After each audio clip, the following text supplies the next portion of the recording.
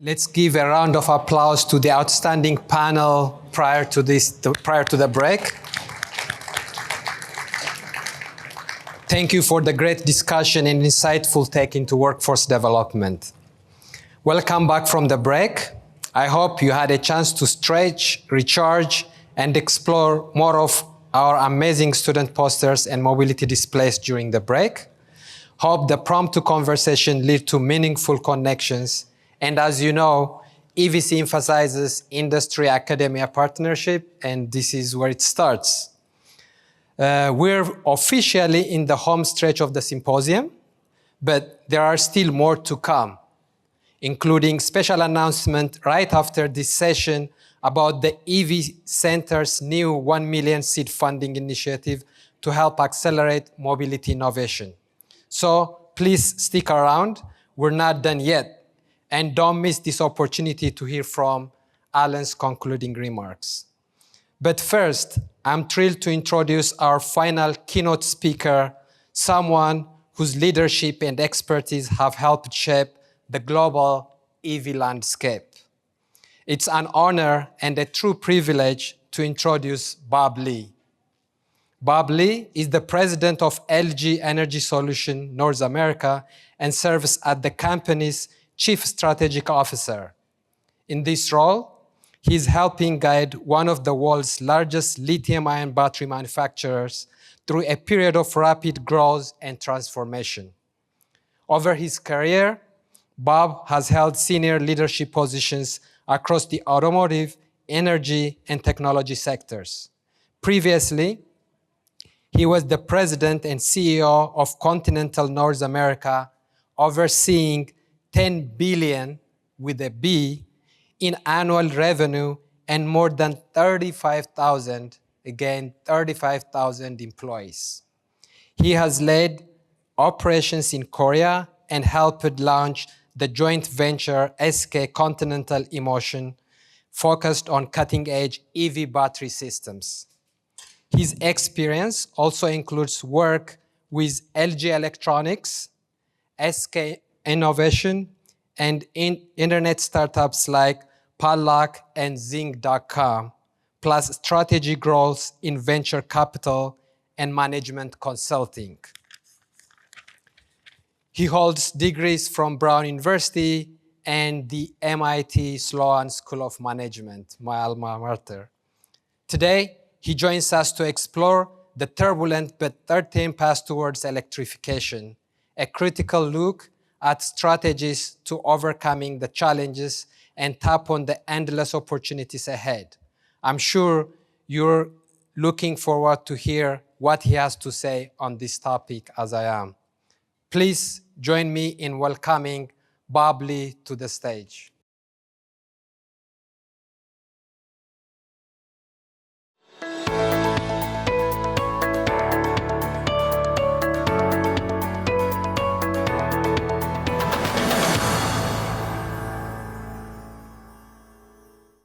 Thank you very much. Good afternoon, everybody. Thank you, Solomon. Thank you, Alan, University of Michigan, and the EV Center for inviting us here today. Looking forward to having a good discussion today. Wanted to cover how LG Energy Solutions sees the electrification market evolving. Obviously, there's been a lot of turmoil, and wanted to try to provide some perspective on that. Talk about what are some of the challenges we face as an industry. And then, the word here on the title, certain, that's a really critical one. What gives me confidence and optimism that electrification will happen? Obviously at a different pace than what we may have originally expected, but I think there's a real rationale for why electrification is going to happen. And then finally, I want to talk about LG Energy Solution, what we're doing here in North America. We're also very active here in Michigan, but overall in the US, we've invested heavily. So wanted to share that information with you. I'm not sure if we're going to cover 45 minutes, so toward the end, if we have a little bit of time, feel free to ask questions. If you guys have any issues that come up, you might jot it down, and we'll see if we can try to cover that over time. So just, in terms of the market, if you look at the chart above, I think it's no secret that EV market is going through ups and downs. I think over the last couple of years, there's been a period of growth, but I would say over the last half a year, the market's kind of plateaued and there's a high degree of uncertainty in exactly where this market's headed. I would say that if you look at the bottom chart, there's a pretty wide range of potential market forecast. If you think back 4 or 5 years ago, there were many OEMs that talked about all electric future by 2030, right? And I think many people thought that by 2035, at least 50% of the market will be electric, right? So that top forecast of 8 million vehicles by 2035, that would represent roughly 50% of the market. That was probably where everybody was thinking 4 or 5 years ago. I would say right now, if you look at overall penetration, we're probably looking closer to something in the range of 25% of the market, or something, let's say, between 25 to 50%. So it's a more modest growth. I would say that net. Market's not growing as fast as what everybody thought. I think we maybe underestimated some of the challenges, right? The right products have to come to the market that's compelling to the consumer, and that's not automatic. The infrastructure has to be there. I think the consumers have to become more familiar with the product. And so I think we're learning that we need to overcome these obstacles in order for the market to really unleash. At the same time, the market's growing, right? Despite all of some of the criticism and the challenges, it's overall growing. So I think the story is really the market we see is growing for sure. There's a lot of fluctuation, very hard to predict, and the players are going to shake up. And I think for us as an industry, we need to figure out how to right-size our capacity with the growth so that we can be a healthy industry going forward. Before diving into the battery topic, I actually wanted to provide you some perspective with a case study. So this is a chart on digital advertising industry, completely different industry, right? So this is a revenue chart, if you recall, going back from 1996 up to 2018. And I think everybody recognizes now that digital advertising is a huge industry, right? It's in fact a $365 billion industry. I mean, no question that it's a huge industry. But it was not a smooth growth, right, from its inception. There have been many, many times, you can see a couple plateaus just in terms of the advertising revenues as a market in the 2000 timeframe and 2008 timeframe. And even before the industry started, there were all sorts of headlines, right, in New York Times about dying .coms, right? Is internet advertising dead? In 2008, right, in Marketing Week, talking about is digital advertising dead? So there was a lot of discussion about, these challenges in the industry before it really took off. So it's not unusual for industries, I think, to have some ebbs and flows as it reaches its growth. And I think it's very, likely that we're going through similar sort of a phase. With the internet advertising industry, if you recall, I'm going to date myself because I know I'm among college students who won't know what I'm talking about. But in around 2000, why was there such criticism of internet advertising? Back then, everything was on banner ads. Do you remember those banner ads on all the websites? There was just gazillions of impressions, but it was not effective. It didn't really lead to action. So, right, it was not a effective advertising platform. It wasn't until later with Google and other companies figuring out contextual and targeted advertising, right? If you're doing Google search on trip to Italy and there's advertising related to that, right? There's a win-win, and so the consumers reacted to it, the advertisers benefited from it, and it created this ecosystem. That didn't happen overnight, right? It took quite a long time, ebbs and flows, lots of different targeting. But end of the day, I think when the industry figured that out, that's when the market really unleashed. So this is just a simple case study. If you look at the earlier chart that I shared with you, we had similar ups and downs. So I think we're definitely going through challenges, and I'll talk about some of these in detail, so I don't want to minimize that. But at the same time, I want to give you some perspective that electrification, I believe, is happening. It is growing, not only in the US, but rest of the world. And we will have some ebbs and flows as we face this growth. I don't want to, LG Ensol is not necessarily in the business of doing market research and forecasting. So we're looking at the market. We absorb a lot of information, and I just want to share one perspective. This is a research report from Boston Consulting Group, which is a management consulting firm. So they looked at what the electrification penetration will likely be in 2030. And they had some different scenarios, right? The worst case or the lowest case scenario was like 19% penetration, which is actually not that much higher than where it is today. And then all the way up as high as 43% penetration. 43% penetration, I would say, is closer to the Biden administration policies, right? Both in terms of emission and IRA regulations, so on, to promote. And I would say the 19% is closer to the current administration's policy, and probably the reality somewhere in the middle. But I think the net story on this is market is growing, penetration is increasing. It's not growing nearly as fast as we expected, so we have a lot of homework as an industry in order to grow this industry. And so with that, I want to talk about what are some of the challenges, right, that we face as an industry? What are some of the uncertainties, and what do we have to overcome? So I think the first thing people talk about when it comes to EVs is range anxiety. Right, so I think this is something that clearly a lot of consumers have to overcome this. This is some data, though, which tries to split out what the reality is from perception. If you look at some of the leading vehicles that are in the market today, right? Cadillac Lyriq, Ford Mach-E, Honda, Tesla Model 3, and so on. If you look at the range right now, 314 miles down to 363 miles, right? And these all happen to be LG batteries, so they're pretty reliable. But even with these current ranges that are in the market, if you look at how much does an average American drive, right? It's actually about 42 miles a day. Ranges widely based on where you are, right? If you're in Manhattan, the average Manhattan person who owns a car drives 13 miles a day, but in Monroe County, Pennsylvania, rural areas, it's 70 miles. But basically 40 miles is about the average. So for normal, daily use, that means that you can go over a week right now without having to recharge. So the point here is, I think for everyday use, if you're doing commuting and everyday use, the products that are in the market are, already quite sufficient. So for most applications, I think EVs are quite good.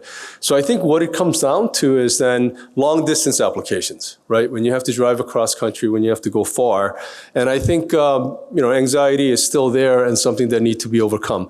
I'll just say that, so I'm a proud EV, driver. I drove, I'm not going to name which vehicle because I don't want to upset any of my partners, but it's an EV from one of our customers, and I have to admit I also had some range anxiety, even though I'm in this industry.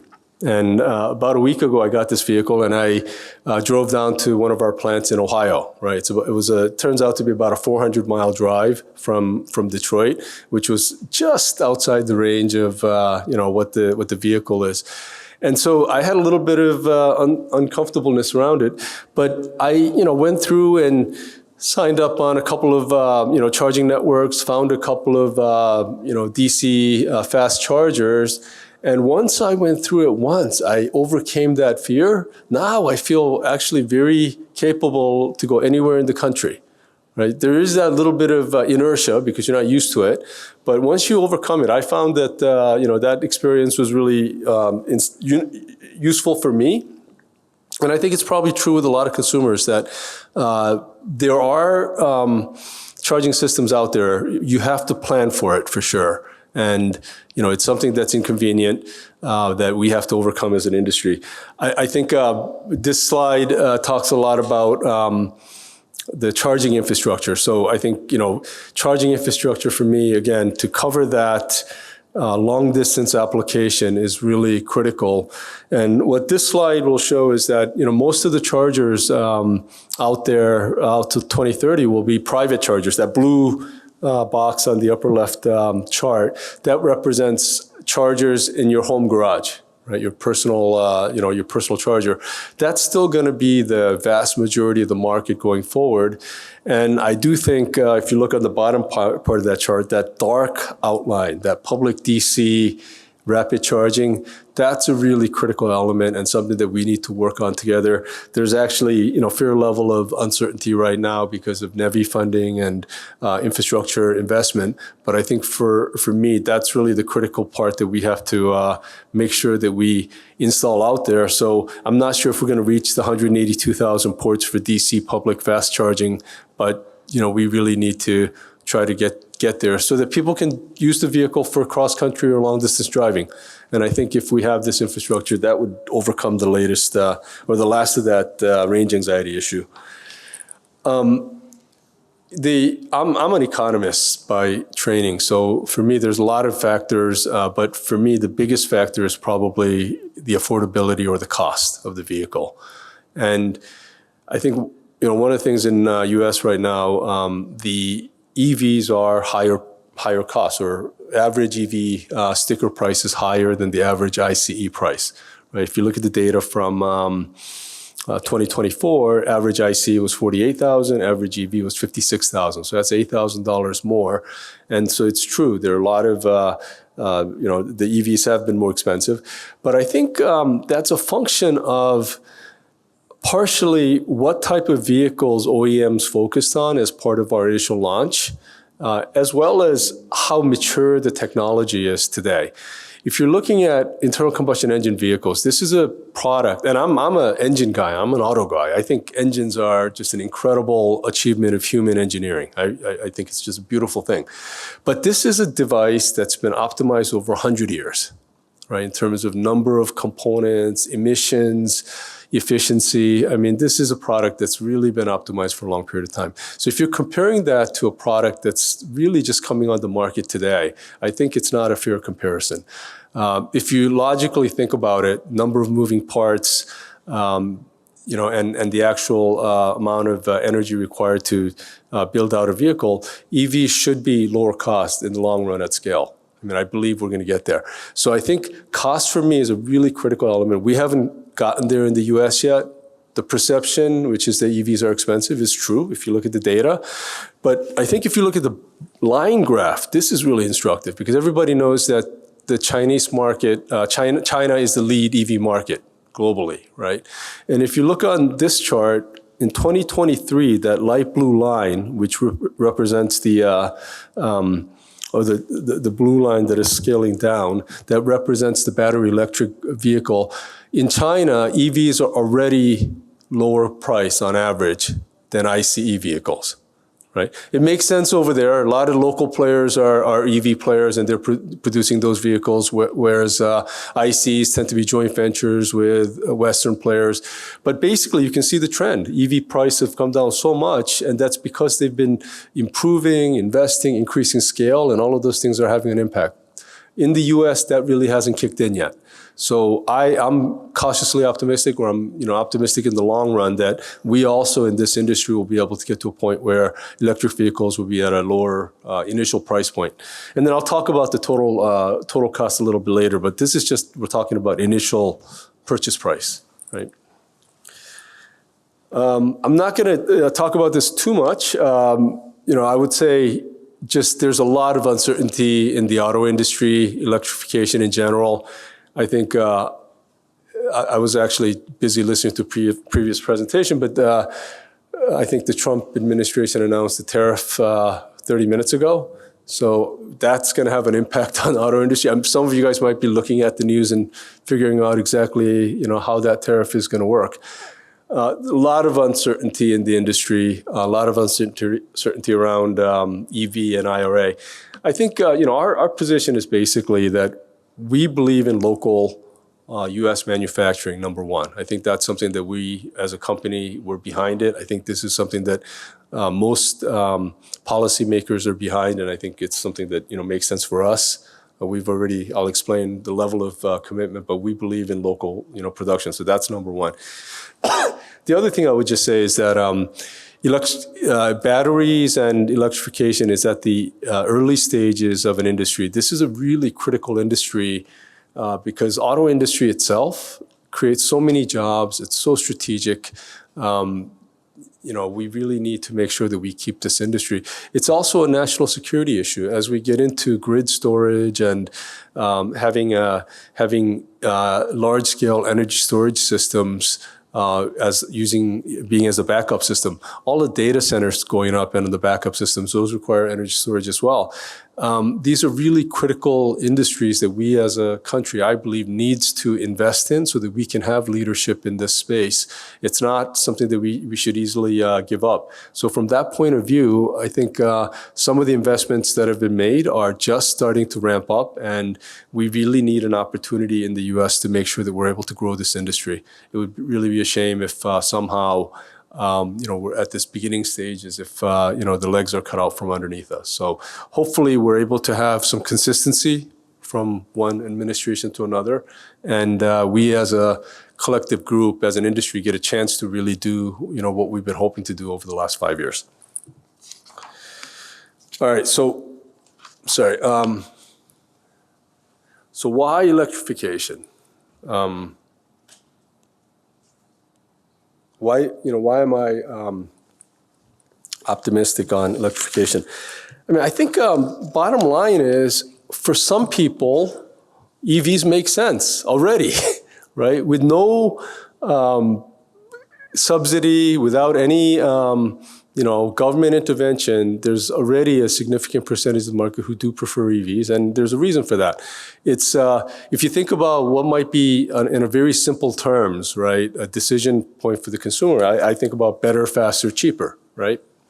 If you have a better product, faster product, and cheaper product, I think that's going to win. I mentioned just now that EVs are not cheaper yet. It's headed in that direction, but it's already faster by far. And also it's more durable already, right? EVs already, the warranties that you get on EVs are much longer than you get as a consumer from a normal internal combustion engine vehicle. So those drivers are are already there, and I believe that there's a reason that people want these products, and 90% of the people who buy EVs will say they buy another one, right? So I think there's some fundamental value proposition for electric vehicles.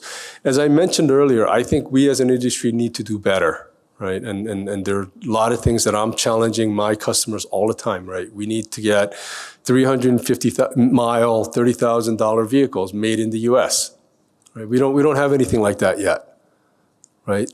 The closest ones are actually made, by our neighbors, but basically we need more products like that, and I feel like then you have this economic driver to make sure that we're going to be competitive. Second thing about electrification, which I really think is a really important thing, is that we are investing in batteries, we're investing in electrification, we're creating a lot of jobs. This is a chance for us to renew a very important industry of ours. I appreciate that introduction, by the way. I forgot a lot of my past history, so thank you very much for that.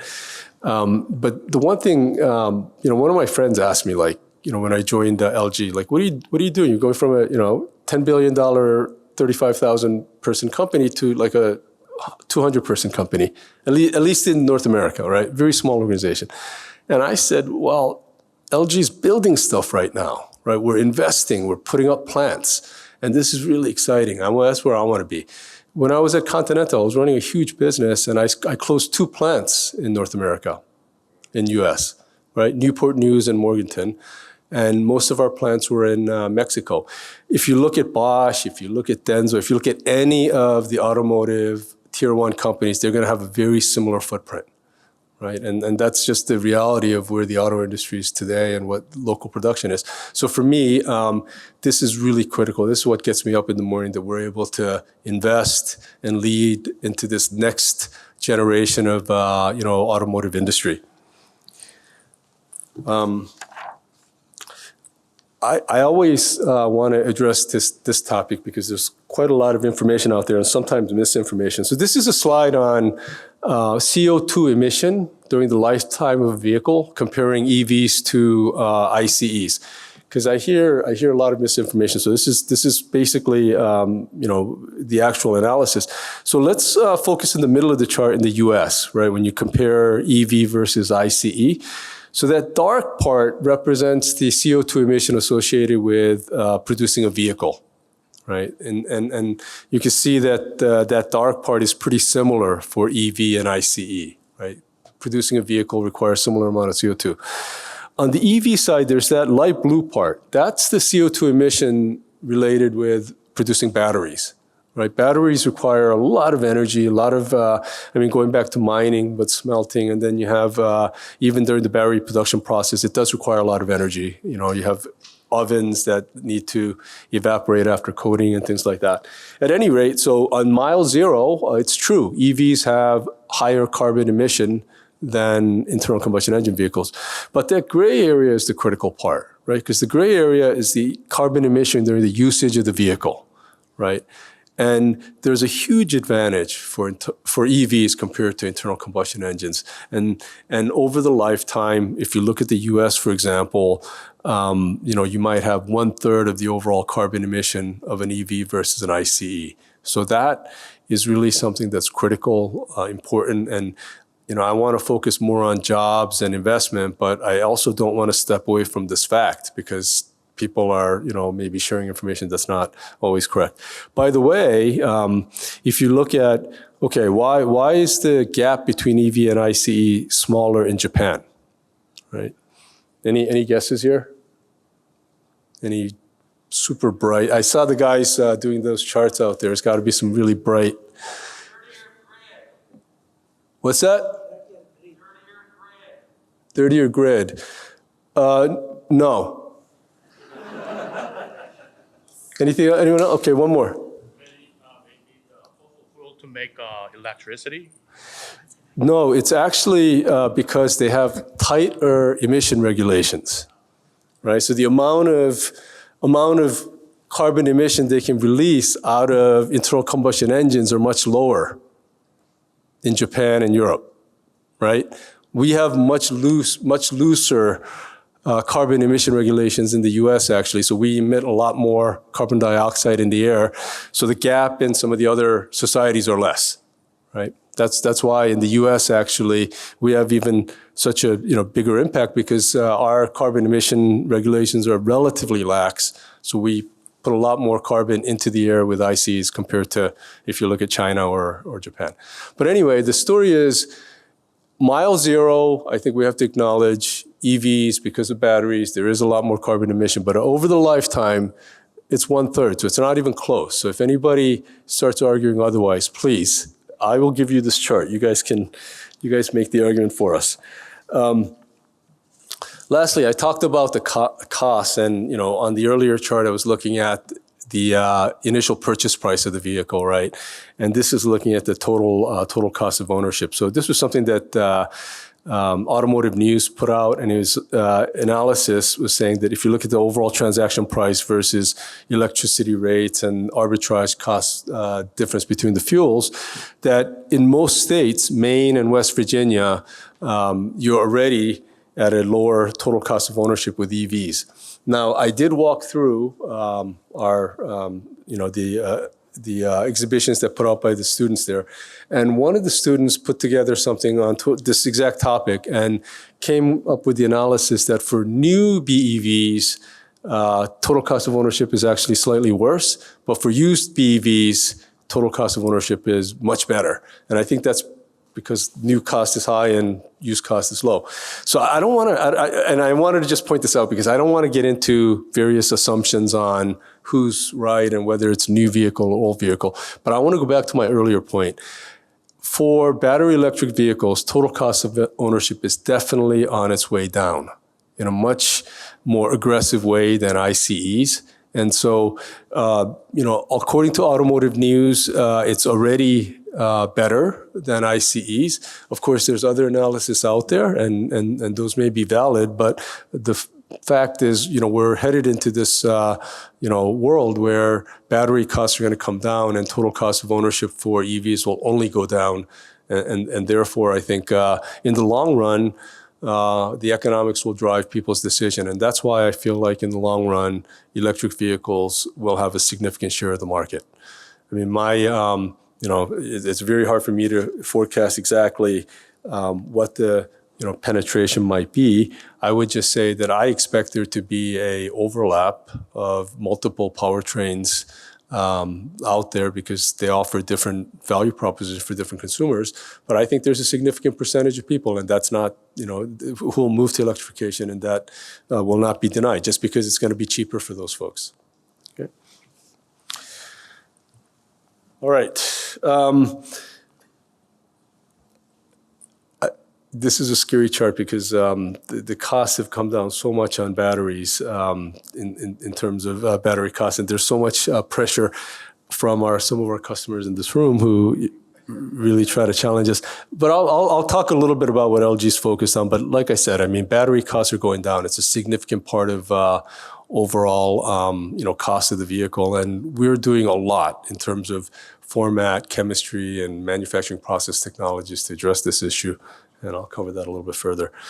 So that's how we see the market overall. It's growing. We have some challenges to overcome as an industry, and I think maybe some of the optimistic forecasts we had 4 or 5 years ago, we're now delving into reality of it. But I'm optimistic in the long run that we'll be able to address it, and the market's going to continue to grow. Let me talk a little bit about LG Energy Solution. So a lot of people don't know our company. So LG is a business group in Korea that comprised of multiple different individual corporations. You guys might be familiar with LG Electronics. LG Electronics manufactures TVs and washing machines and home appliances, which you guys might be familiar with. So that's a sister company. LG Energy Solution is the part of the LG group that makes batteries for EVs and energy storage solutions. We started doing lithium-ion batteries some 30 years ago, initially starting off on consumer electronics, then cell phones and PCs, and then eventually moving on to EVs for electric vehicles. We developed the first, actually it's not in here, it'll be in the next slide. We supplied the first EV vehicle some 15 years ago with leading OEMs around North America and Europe. We started producing here 15 years ago.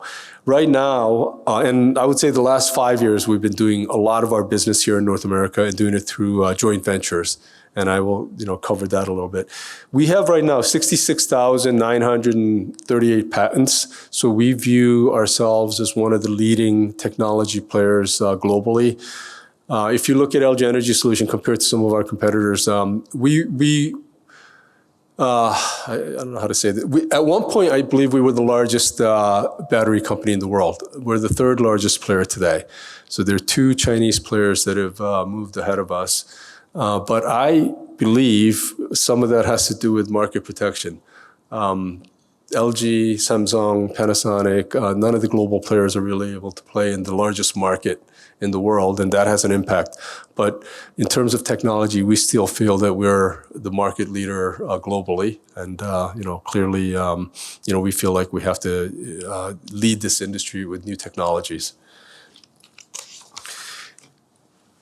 In terms of what we're doing here in North America, so we've made more than $25 billion in investments ourselves.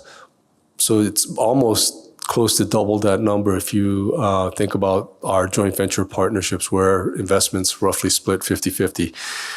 We have 6 joint venture plants, 3 with General Motors. You probably may have seen the news that one of those plants in Lansing we are going to acquire back. So we're going to keep 2 joint ventures with General Motors, one in Warren, Ohio, and one in Spring Hill, Tennessee. That Lansing plant will be 100% owned. And then we have 2 additional joint venture plants, one in Jeffersonville, Ohio with Honda, and one in Bryan County, which is near Savannah, with Hyundai. And then we also have another joint venture with Stellantis in Windsor, which is right across the river. So we have really quite a large ecosystem, especially in the Ohio, Michigan corridor. We have two wholly owned plants, the Holland plant here in Michigan. That was, I think, opened in 2011, 2012 timeframe. And that was the first gigawatt scale lithium-ion battery plant in North America. So LG's been making investments here to produce here for 15 years. I think this is something that's worked to our benefit, that we really invested heavily and put our plants in the U.S.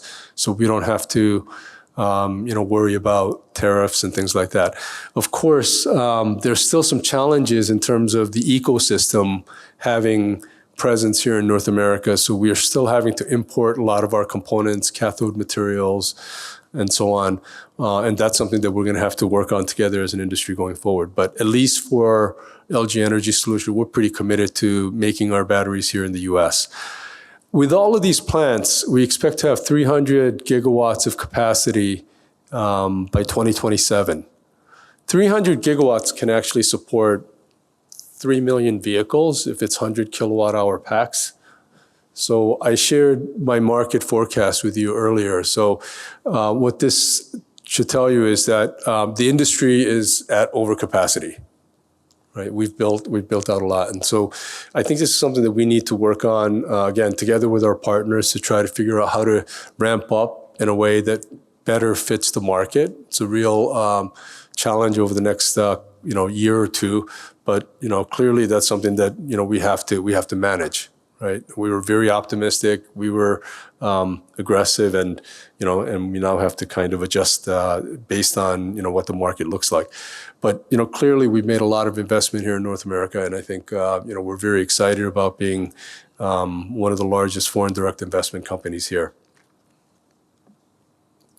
So I mentioned a few of these topics, but what are the type of things that LG Energy Solution is currently focused on? So upper left, the most important thing, and probably the primary thing that we're focused on, is affordability. Again, going back to the vehicle affordability being the driver to the market, right? Battery affordability is a critical point, and that's clearly what we're mostly focused on today. I think if you go back several years, there was a lot of effort to try to increase energy density. Right, so people were pushing, I think some of the slides earlier, people were pushing very high nickel content batteries, so 811, 9, 0.5, very high nickel content to drive high energy density, and that was really the name of the game for the past decade.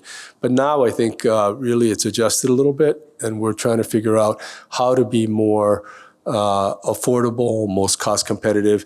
And so we're introducing LFP, because we feel that for some segment of the market, especially the lower cost, LFP might make sense. Energy storage, LFP might make sense. So we've announced some LFP projects. We've worked very hard on what we're calling the mid-nickel formulation. So 622 type of formulation, we're able to drop the nickel content, reduce the cost, keep some of the benefits of higher energy density. But it's really these are like blocking and tackling issues to make sure that we are being successful in the market, right? This is really what we're working on. We're not working on some, I guess, futuristic topics that are 20 years out for the most part. I think right now we're working on these type of issues. Dry electrode technology. It's a little bit further out, but again, it's the same sort of concept where if you can get to dry electrode, you can get to much lower cost. Much lower operating costs.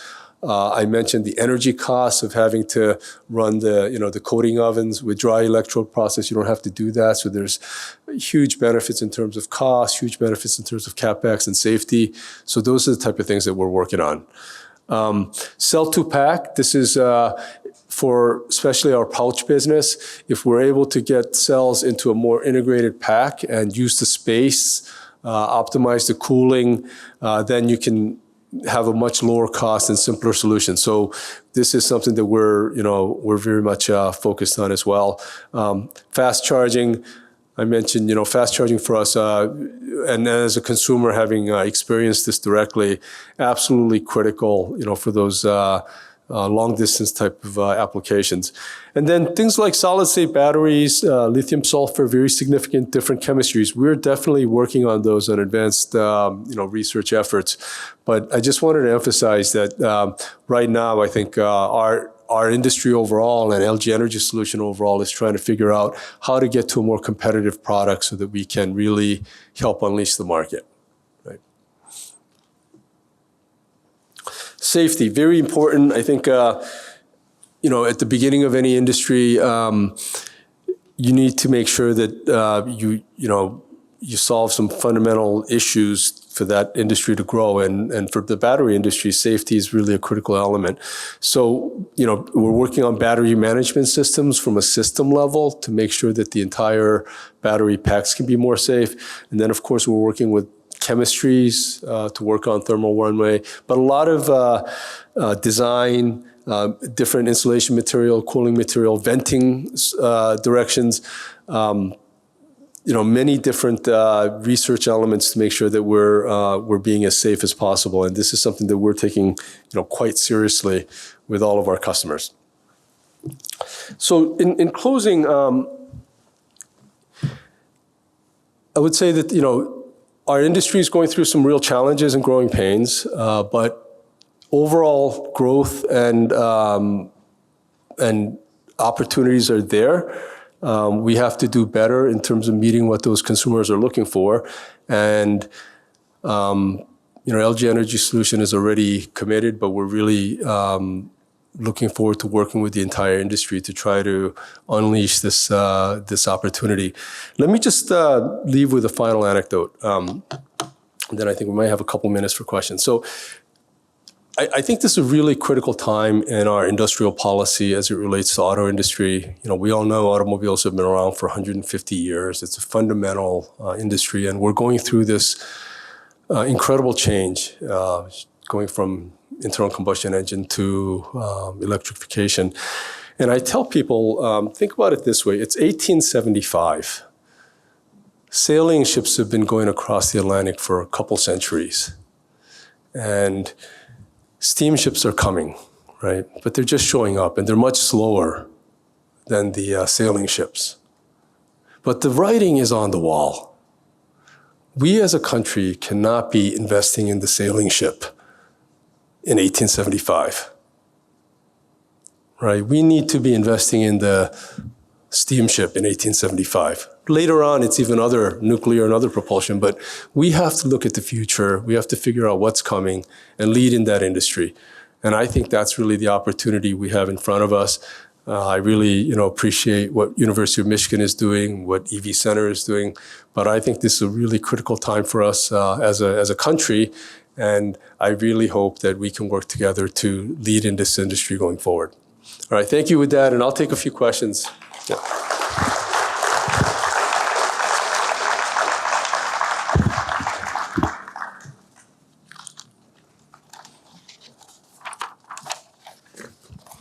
Can you expand on what you think solid state by 2030 is? Because that's what your slide said. I'm going to ask, I actually, I'm embarrassed, but I got a tutorial the other day from one of our colleagues who's sitting here. So I'm going to defer that to Mohammed.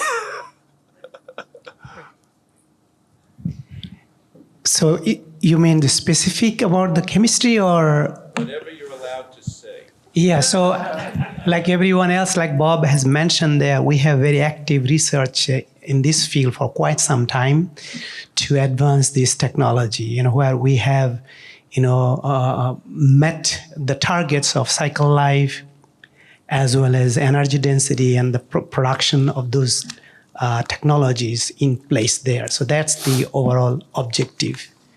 If you, and I cannot. 20? Yeah, By 2030, have you gone commercial or you've met the objectives? I think that the target is 2030 commercial, yes. Wow. Yes.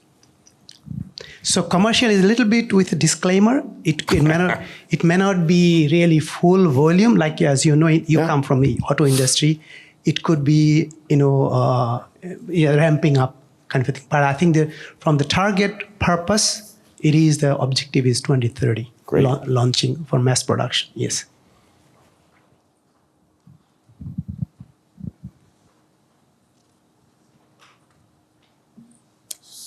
There's someone over there.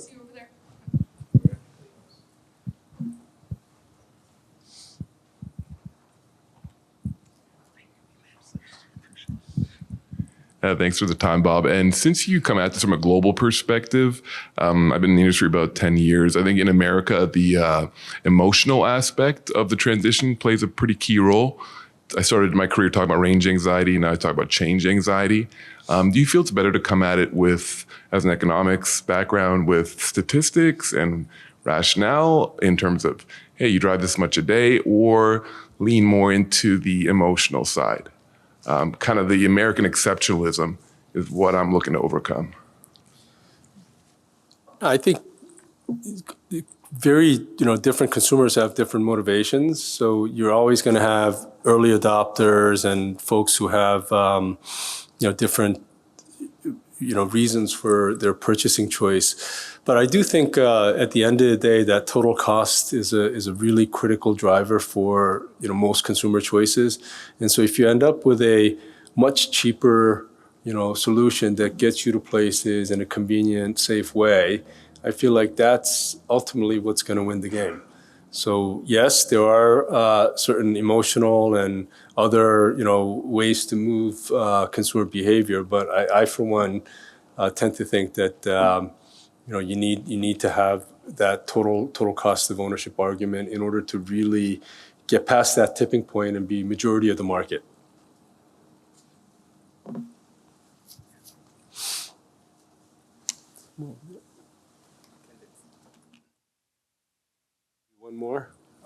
One more, and then maybe.